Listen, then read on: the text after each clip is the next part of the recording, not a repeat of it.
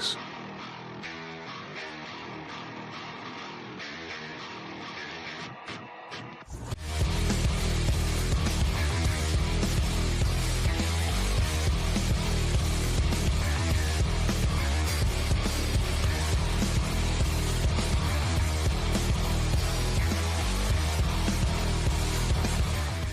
Hey, what's up guys? Toby here from the Master Box Show, and today we'll be building our Stunlock Infernalist build. Concept of the build is for you players who don't want to deal with boss mechanics and just stand there safely while your minions kill the boss in a short amount of time. This build utilizes synergies of support gems and some of your summons to really build up that stun damage while you incinerate everything with your fire spells. This is a leveling guide for you players who just want some quick and easy guides without all of the unnecessary fluff in between. We're going to be talking about skills, support gems, passive trees, item recommendations, and so much more. Without further ado, let's get to it.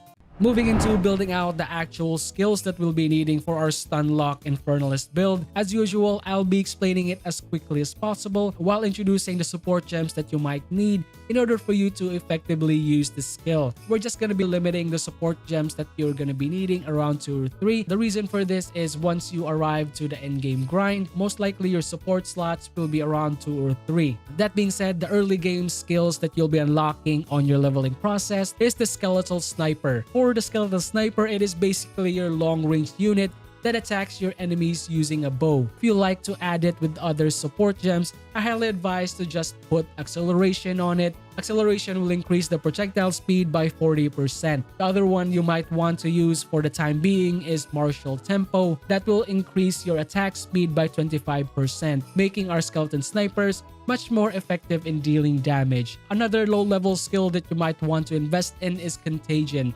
Contagion is a debuff that deals continuous chaos damage over time. If the enemies die with other afflicted contagion, the chaos damage over time debuff will spread to nearby enemies while refreshing its duration. It also works with other spells that we'll be introducing with this build, such as Detonate Dead. Hinder is a debuff that slows enemies by 30%. What's really cool about this is it also works once your contagion enemies die. The Hinder debuff also spreads to following enemies within that area. The second support gem that you might want to fit our contagion is the Unleashed. This will let us cast 2 contagions instead of 1. If you're asking what is the frontliner for our Infernalist, especially in the early levels, that will be the Skeletal Warrior, obviously. This will let you summon a couple of Skeleton Warriors that will tank bosses and enemies for you.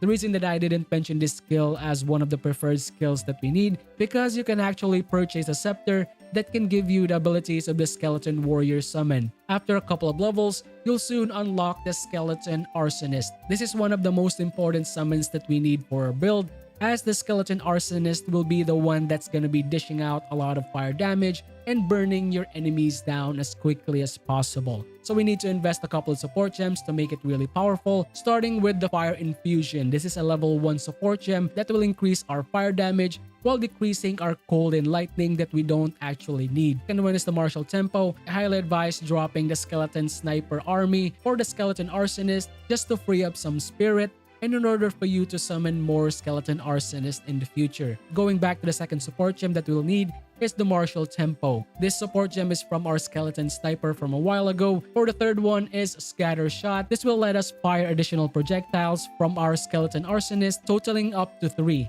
This will just decrease the damage by around 20%, but with the additional fire projectiles, it's totally worth it. After you increase the number of your support gem slots, you can fit the Emulate support gem. This will grant extra fire damage against ignited enemies, but we are not able to ignite them ourselves. From the elemental skill, especially on your lower levels, you might want to grab the spell Firewall. This will technically be one of your most important spells that you'll be needing, especially in the early game, going to the late game. It summons a burning wall that ignites enemies around that area, dealing fire damage and ignite damage on effective use. The support gems that you might need for the firewall spell is starting with the Fortress. This will let us create a circle of fire instead of a wall. The reason that we need firewall from the start is just the ignite effect that it can give us once the enemies are hit by the flaming AoE. For the second support gem that we'll need for our flame wall, that will be Spell Cascade. This will let us summon another set of flame wall, totaling up to 3. The final support gem that we'll need is the mobility. This will allow us to move faster while we use them, reducing the move speed penalty by 30%. Couple of levels more, around level 20, you'll be able to unlock the skill called Pain Offering. You can impale one of your skeleton summons and send your minions into a frenzy. This will increase attack and cast speed of your minions by 30%, as well as an aura of 44% damage increase. For the support gems, you might want to fit it with a persistent support gem. This will increase our Pain Offering duration by 40% more. The second support gem is the Font of Blood. Whenever we use our Pain Offering, this will let us create an aura which grants life regeneration to all of the minions nearby. For the final one is the Ablation support gem. With the sacrifice of our own HP, our Pain Offering will have increased buff effects by 30%. A couple of levels more, you will now have the chance to get the Detonate Dead spell. This will let you turn your corpses into bombs, damaging all of the enemies around it. Magnified Field will be the first support gem that we'll need for this skill. This will increase the AoE by 40%. The second one will be Spell Echo. This will let our Detonate spell have another cast, meaning that one corpse can explode 2 times. For the third one will be Arcane Surge. This will let us gain Arcane Surge for 8 seconds after we use 100% of the total of our mana on that supported spell. This is a great support gem. Once you lose your mana using Detonate the Dead, then most likely you'll be losing it if you continuously use this spell. Around level 30s, you are now able to summon one of the most important skeletons that we'll need for this build. That will be the Skeletal Reaver. The Skeletal Reaver is our melee focused summon that has the ability to enrage on command. Once the Skeleton Reaver is enraged, it increases its attack speed and damage for a short amount of time, with the drawbacks of it decreasing its life. The Skeletal Reaver is our first reason why we can stun our bosses and enemies really quickly. The support gems for the Reaver starts with Ruthless. With every 5th attack of our Skeletal Reaver, it will increase the stun buildup by 500%. This is gonna be really effective because our Skeletal Reavers attack really fast. The second one is Break Posture. Whenever the Skeletal Reaver attacks, causes them to daze enemies when they fully break their armor. Daze is a debuff that lasts 8 seconds that lets our enemies take 50% more stun buildup from attacks. In order for us to break the armor of our enemies in the first place, we'll be introducing a really nice support gem called Splinter. Whenever our Reavers hit an enemy, they have a chance to break armor based on their physical damage dealt. Our Reavers are based on pure physical damage, so most likely we'll be breaking the armors of our enemies really quickly. Just a bonus, if you really want to break that enemy armor, you can use the Overpowered support gem. Whenever the Reaver hits an enemy, this will increase the stun buildup by 50%. For the final skill that you'll unlock around 52, that will be the Skeleton Cleric. The Skeletal Cleric has the ability to heal our minions and revive fallen skeletons. The Skeletal Cleric is really effective, especially on your Skeletal Reavers that take a lot of HP damage once they use their Enrage. The support gems that we'll need is Ingenuity. This will increase the cooldown recovery rate of the resurrection spells and heals of the Skeletal Cleric by 30%. The other one is Skeletal Army. All of the minions around the Skeletal Cleric has an additional of plus 30% to all their elemental resistances. Elemental skill that you might want to grab around level 22 is the Flammability. This spell is really effective against bosses, especially if they are already stun locked by our Reavers. Support gems that you'll need is the Heightened Curse. This will increase the effect of our Flammability by 25%. The other one is Cursed Ground. This will eliminate the delay of our Flammability curse. Instead, create an area which curses our enemies for as long as they are standing on it.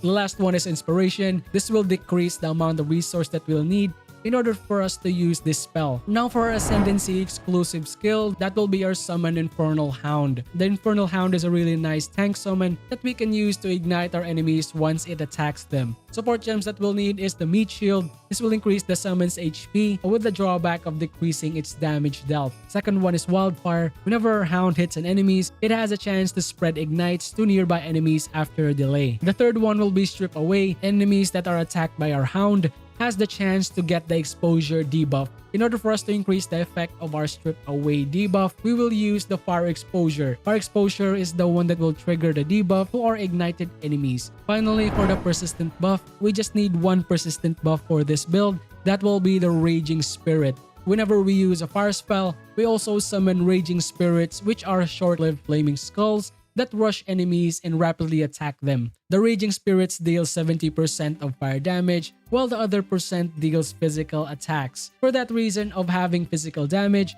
we will be taking advantage of those parameters. But before that, we'll be augmenting the power of our Raging Spirits by introducing the Bullseye Support Gem. This will increase our accuracy rating by 40%. The second one is Feeding Frenzy. This will increase our Raging Spirit damage by 30%. For the third support gem is the second reason that we'll be stunning our enemies as quickly as possible with the help of the physical attacks from our Raging Spirits and the introduction of the Discombobulate support gem. Whenever we attack our enemies, we have a chance to build up based on the physical damage dealt of our Raging Spirit summons. We are able to summon 10 Raging Spirits in a single setup, so you can just imagine 10 Raging Spirits attacking enemies using its physical damage while inflicting daze stacks. Now it's time for us to build our passive tree. I know it's quite daunting to look at this tree, but I'll try my best to make it as easy to follow as possible. Our build today is focusing more on minion damage, armor, etc. Starting off with the root, we'll take the spell and minion damage here, increasing our minion damage and spell damage. So we'll just follow this line over here that will focus more on raw destruction. This will increase our spell damage by 60%, minion damage increase by 16% as well. Soon after, we'll just go straight, taking Power of Dead. This will increase minion damage some more, as well as increasing attack and cast speed. Right after that is grab another spell minion damage node. Soon after, we'll arrive in our first attribute point. You can get any attribute point that is important. Most likely you will take intelligence for the reason that you can equip the skill that you need for your certain level. So after taking your first attribute, after taking this node to your left, we will now move northwest and take a couple of nodes right here, going straight to this jewel socket node at the end. If you notice, we already have a couple of really good attribute nodes there that will help us get that minimum requirements for our skills. Soon after reaching this jewel socket, we will now move to your right and take another attribute point. Reason for this is we will now take the Lords of Horror node as quickly as possible. This will decrease our minion reservations for 12%. Reservation means the amount of spirit that we'll need in order for us to summon our minions. We will now take all of the nodes along the way. Conveniently, most of the nodes here going to the Lords of Horror is damage increase nodes for our minions. Right after taking the Lord of Horrors, we will now move to our right with the reason of acquiring the Left Hand of Darkness node. This will increase our physical damage reduction for our minions as well as our chaos resistance. Along the way, we will get minion HP increases. So we have 3 nodes right here. That will total us around 36. So after completing that node, we will now move to the southwest and take another set of nodes with the purpose of acquiring the Silent Guardian node. Silent Guardian will increase the elemental resistances of our minions. Along the way to that Silent Guardian node is a couple of damage increase for our minions again. So after that, we'll take Holy Protector. This will increase our minion HP by 25%. Right after that is Bringer of Order, another damage increase for our minions. After completing the outer nodes, we will now move back to this node right here. We will now move to the right, take this jewel socket node right here, and another node at the end right there. Soon after acquiring that node, we will now move up and take the Anthropic Incarnation. This will increase our minion chaos resistance, so we will take this node Anthropic Incarnation. Along the way is another set of minion damage increases. Soon after completing that node, we will now go back to the attribute line that we have and move to the left of this attribute node right here. Our purpose is to acquire the Crystalline Flesh. This will increase our elemental resistance of the minions and our overall maximum elemental resistances. Along the way are increases in our attack and cast speed. Right after acquiring the Crystalline Flesh, we will now move south of that and take Restless Dead. This will increase the revived speed of our minions by 25%. Right after that is we will take Growing Swarm. This will increase the area of effect of our minions and the cooldown recovery rate. Along the way, damage increases are always welcome. After completing the nodes in this area, we will now move to the right and move northeast. Our goal is to take the nodes that will increase the HP of our minions some more. We will take our first set of minion life increase. Right after that is we will take the Grave Digger. This will increase the minion revive speed by 15%. We also gain 2% life when our minions are getting revived. Next one after Gravedigger is the Necroticized Flesh. To finish this side of the nodes, we will now finish up and take Relentless Fallen. This will increase the move speed of our minions, as well as attack and cast speed. Along the way, HP increases and damage increases nodes. Why not just take another minion HP increase node right here? Around level 50s to early 60s, your nodes will look like this. So now we will branch out and take a couple of nodes to the south. Moving from this node right here, we will now move southward and take minion damage increase. Right after that is take all of the minion damage increase that we can find.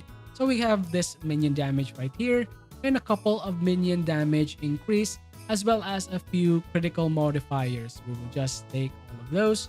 Soon after completing those nodes, we will now take another set of attributes and move to the south some more. Soon after acquiring those attribute nodes, we will take the Devoted Protector. The reason for this is we will now work in increasing our survivability. Soon after that is Relentless Soul is up next. This will increase our life regeneration and damage taken reduction. Along the way, our life regeneration increases with the purpose of acquiring Relentless Vindicator. Soon after that are a couple of nodes again with the purpose of increasing our survivability. Most likely you will take Strength. Right after that, continuing south is Brutal. This will increase our stun buildup, which is really nice. Around these parts is the Sturdy Metal. This will increase our armor based on our equipped body armor by 80%. If you follow this build right here, most likely you'll arrive to this node around level 70s or so. So if you want to have further levels to augment your survivability, I highly advise you grab Beef. This will increase our strength by a whopping 25, while also increasing our armor rating along the way. For the ascendancies, obviously we will take the Loyal Hellhound. This will grant the skill Summon Infernal Hound. Soon after that is we'll move east and take the Altered Flesh. This will take 20% damage from cold and lightning and convert them to fire damage. 20% of the physical damage is also converted to chaos damage. For the ascendancy 0.5 to 6, we will take Baydat's Will. Our reserved life is 25%, but the most important thing here is our +1 to our maximum spirit per 25 maximum life. The other one is you can just increase your life some more by using the 7th ascendancy point in life. For the 8th one is the life increase. Now let's talk about the gear. This is a leveling guide video, so most likely you don't need any uniques or any specific items for you to really make the build powerful.